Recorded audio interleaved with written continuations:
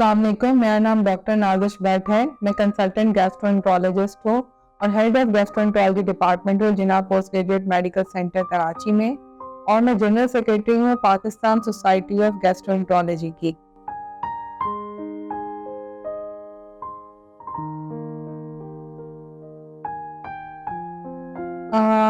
Work life balance से मतलब ये है कि हमारा जो हम डेली रूटीन एक्टिविटीज करते हैं और जो हमारी जो हेल्थ है उन सब के अंदर बैलेंस होना चाहिए। अगर आप बहुत ज़्यादा बिजी हैं और साथ में अपनी हेल्थ इश्यूज को आप मॉनिटर नहीं कर रहे या आपके साथ हेल्थ कंडीशन ऐसे हैं जो आपकी क्वालिटी ऑफ लाइफ को ख़राब कर रहे हैं, तो उस पर आपको बहुत ज़्यादा वर्क करने की मेहनत करने की ज़रूरत है। वर्क लाइफ बैलेंस से ये मुराद है कि आपका जो वर्क है, आपकी जो डेली एक्टिविटीज़ है और आपकी हेल्थ है, इन दोनों के अंदर बैलेंस होना चाहिए। आपकी जो वर्क है वो ऐसा ज़्यादा नहीं होना चाहिए जिससे आपकी हेल्थ जो है वो मुतासर होने लग जाए, या आपकी हेल्थ जो है वो इस तरह की हो, उसमें ऐसे मसाइल हों जिससे आप अपने काम पे तवज्जो ना दे सकें।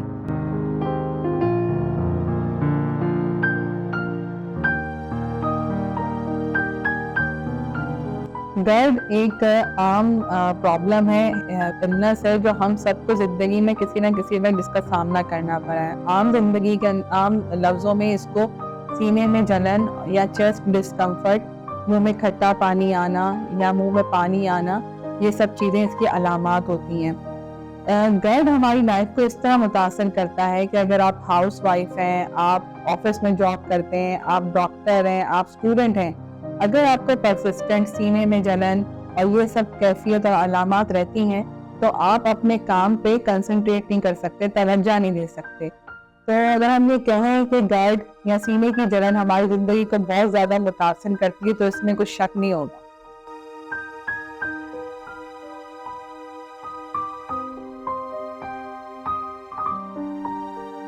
वर्क लाइफ इम्बैलेंस की बहुत सारी कॉम्प्लिकेशंस हैं और इस वक्त बहुत सारी जो बीमारियां हैं जिनका हमें सामना है, उनकी एक बड़ी वजह वर्क लाइफ इम्बैलेंस है, जिसके अंदर डायबिटीज़ है, हाइपरटेंशन है, दिल की बीमारियां हैं, मैदे और जिगर की बीमारियां हैं। ये सब बीमारियों की जो मेन वजह है या जड़ है वो वर्क लाइफ इम्बैलेंस है। और इसका जो रीज़न है वो ये है कि हम लोग जब अपने वर्क पे बहुत ज़्यादा कंसंट्रेट कर रहे होते हैं तो अपनी हेल्थ को इग्नोर कर रहे होते हैं, और अगर हमारे बहुत बिजी ड्यूटी हार्स हैं तो हम अपनी डाइट को कॉम्प्रोमाइज़ कर रहे होते हैं, हम हेल्दी फूड नहीं ले रहे होते हैं, हम जंक फूड का इस्तेमाल हमारी सोसाइटी में बहुत ज़्यादा बढ़ता जा रहा है। अगर आप बिजी हैं तो आप कहते हैं कि मैं आज घर का खाना क्यों बनाऊं, मैं ऑर्डर करके मंगा लेता हूँ। इससे जो बीमारियाँ पहले हमारी सोसाइटी में नहीं थी वो बहुत ज़्यादा बढ़ती जा रही हैं। इसमें कोलेस्ट्रॉल का ज़्यादा होना, जिगर में चर्बी आ जाना और एक्सरसाइज नहीं करना। बहुत आसान बहाना है लोगों के पास, मेरे पास तो टाइम नहीं है। अक्सर बैंकर हमारे पास आते हैं, कहते हैं हमारे पास तो टाइम नहीं है। डॉक्टर आते हैं, डॉक्टर्स खुद दूसरों को एजुकेट कर रहे होते हैं, लेकिन बहुत सारी बीमारियों के डॉक्टर खुद शिकार हो रहे होते हैं कि हमारे पास टाइम नहीं है। तो ये जो हमारे पास टाइम नहीं है और हम वर्क और लाइफ में बैलेंस नहीं क्रिएट कर पा रहे, ये सिर्फ गर्द नहीं, बहुत सारी बीमारियों की जड़ है।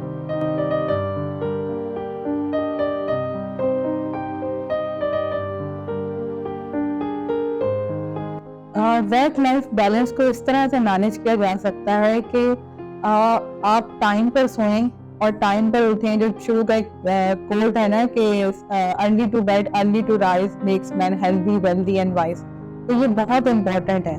आजकल जो हमारी लाइफस्टाइल है उसके अंदर लोग अगर लेट वर्किंग आवर्स भी हैं तो फिर वो रात को आके भी रेस्ट नहीं करते, वो रात को आके नेटफ्लिक्स देखते रहते हैं, मोबाइल लेकर बैठे रहते हैं, टाइम पर सोते नहीं हैं। फिर वो जब सुबह उठते हैं, लेट उठते हैं या फिर जल्दी उठते हैं तो फिर वो थकन का शिकार रहते हैं, उनके पास एक्सरसाइज के लिए टाइम नहीं होता। तो सबसे इम्पॉर्टेंट चीज़ ये है कि आप टाइम पर सोएं, अपनी एक हेल्दी स्लीप लें, नींद पूरी करें और टाइम पर उठें।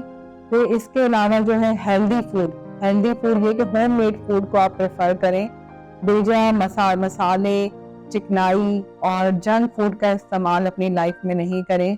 कोल्ड ड्रिंक्स जो होती हैं, सोडा ड्रिंक्स, इनका इस्तेमाल कम से कम करें। ये ना सिर्फ हमारे मैदे, आंत, जिगर, किडनीज, हर किस्म के ऑर्गन्स को अफेक्ट करती हैं ये सोडा ड्रिंक्स जो होती हैं, और लोग इनको इतनी आसानी से पी रहे होते हैं कि एक गिलास तो पिए, एक ग्लास जो होता है सोडा ड्रिंक का, उसमें 5 चम्मच शुगर के होते हैं। तो आप समझें कि अगर आप इसी तरह से इतनी ज़्यादा शुगर कंज्यूम करते रहे, प्लस आप और चीज़ों में भी शुगर ले रहे हैं, तो आप अपने आप को कितनी जल्दी डायबिटीज़ की तरफ लेते जा रहे हैं।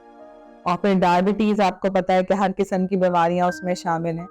एक्सरसाइज ज़रूर करें और होममेड और नेचुरल जो फूड है ना, फ्रूट्स, वेजिटेबल्स, इनका इस्तेमाल ज़्यादा करें।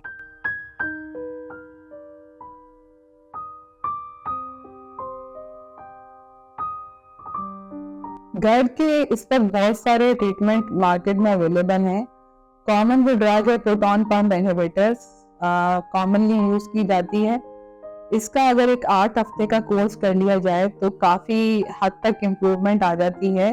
अगर किसी को वाकई में गैस्ट्रोएसोफेजियल रिफ्लक्स डिजीज है। कुछ लोगों को एंजाइटी और स्ट्रेस में भी बर्निंग महसूस होती है इसोफेगस में, जबकि उनको ट्रू गर्ड नहीं होता। उसके अंदर पीपीआई के साथ उनको कुछ और दवाएं, प्रोकाइनेटिक्स और एंटी डिप्रेसेंट लेने की भी जरूरत पड़ती है। प्रेगनेंसी के अंदर गैस्ट्रोएसोफेजियल रिफ्लक्स बहुत ज़्यादा बढ़ जाता है। इस कंडीशन के अंदर प्रोटॉन पंप इनहिबिटर से ज़्यादा अगर वो एस्ट्रो रिसेप्टर ब्लॉकर इस्तेमाल करें और साथ में कोई भी एंटासिड सिरप ज़्यादा इस्तेमाल करें तो उसके साइड इफ़ेक्ट्स भी कम होते हैं और प्रेगनेंसी में जो सीने की जलन होती है उसमें कमी आ जाती है।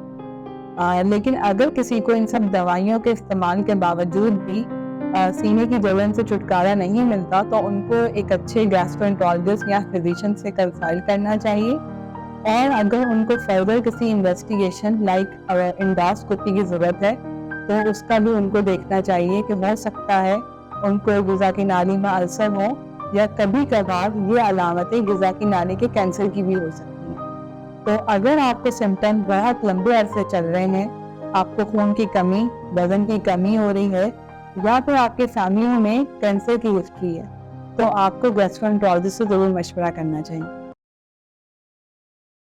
ये वीडियो रफ़ा अम्मा के लिए नौगर्द बनाने वाले इदारे हिलक्स फार्मा की जानिब से पेश की जा रही है।